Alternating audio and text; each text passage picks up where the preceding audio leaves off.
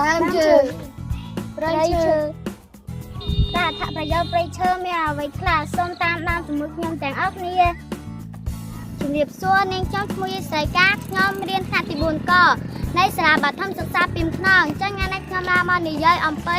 អត្ថប្រយោជន៍ព្រៃឈើអត្ថប្រយោជន៍ព្រៃឈើអាចផ្ដល់អុកស៊ីសែននិងបន្សល់ខ្យល់និងស្រូបយកជាតិពុលនិងស្រូបយកខ្យល់និងបង្កើតអុកស៊ីសែនសូមអរគុណខ្ញុំមានឈ្មោះគ្រឿងវណ្ណីជាសិស្សរៀនថ្នាក់ទី4កនៃសាលាបឋមសិក្សាពីមខ្នងខ្ញុំឡើងមកនេះនិយាយអំពីអត្ថប្រយោជន៍នៃព្រៃឈើអត្ថប្រយោជន៍នៃព្រៃឈើគឺជាការបង្កើតវដ្តទឹកទៀងទាត់ការបង្កើតវដ្តទឹកទៀងទាត់គឺជាការទឹកភ្លៀង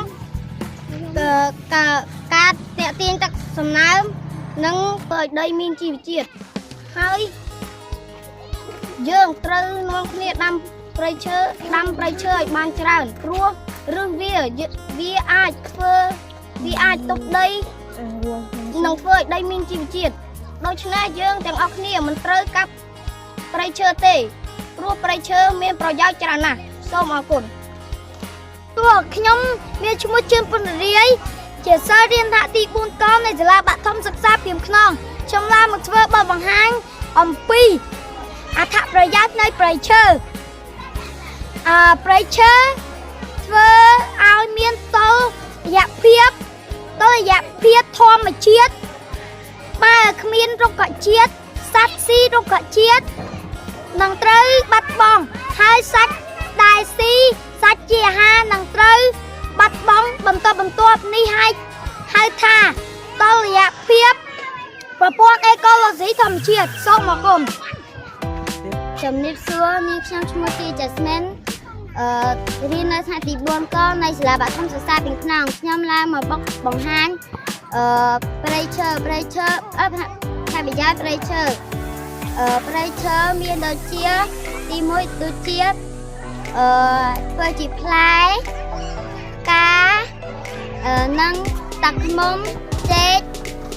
និងឫស្សីនិងស្លឹកធ្វើឲ្យមនុស្សបានសូមអរគុណសួរនាងខ្ញុំភូប៊ឿនស្រីខេនាងខ្ញុំជាសិស្សរៀនថ្នាក់ទី4កនៅសាលាបឋមសិក្សាពីមខ្នងនាងខ្ញុំឡើងមកនេះឡើងនិយាយអំពីផលប្រយោជន៍ព្រៃឈើព្រៃឈើជាជំរករបស់សត្វព្រៃអាចធ្វើសម្បុកនៅលើដើមឈើព្រៃឈើជាជំរករបស់សត្វព្រៃតូចធំ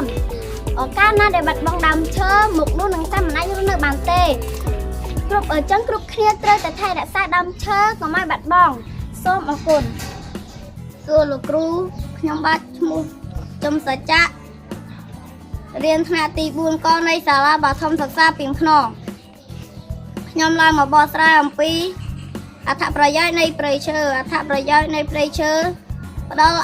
ឲ្យនៅការកំសាន្តខ្យល់បរិសុទ្ធដែលយើងស្រូបចូលក្នុងខ្លួនធ្វើឲ្យយើងមានសុខភាពល្អស្រស់ស្រាយមានអារម្មណ៍សប្បាយចិត្តនៅពេលដែលយើងបានមកកំសាន្តនៅទីនោះសូមអរគុណខ្ញុំឈ្មោះភេបញ្ញាយើងថ្នាក់ទី4កនៃសាលាបឋមសិក្សាពីមខ្នងខ្ញុំឡើងមកបកស្រាយផលប្រយោជន៍នៃព្រៃឈើព្រៃដូចជាស្លឹកដើមឬសម្បកយកធ្វើជាថ្នាំព្យាបាលមនុស្សមួយឆ្នាំមកហើយអាចធ្វើជាថ្នាំបំពុលសត្វល្អិត